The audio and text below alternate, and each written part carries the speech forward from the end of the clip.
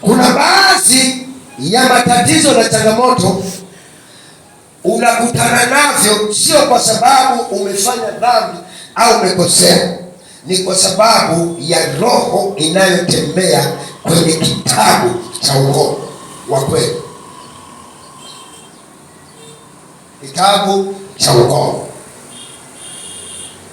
Kuna watu wana magonjwa ambayo hata wakitibu huwa hayaponagi, sio kwa sababu madaktari hawawezi, sio kwa sababu dawa hazina nguvu, ni kwa sababu magonjwa wanayoumwa yameandikwa kwenye vitabu vya ukoo wao.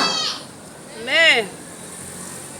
Huko kwenye familia zenu kuna vitabu ambavyo familia yote majina yao yapo humo. Chochote kinachoendelea kwenye ukoo wako kipo kwenye kitabu.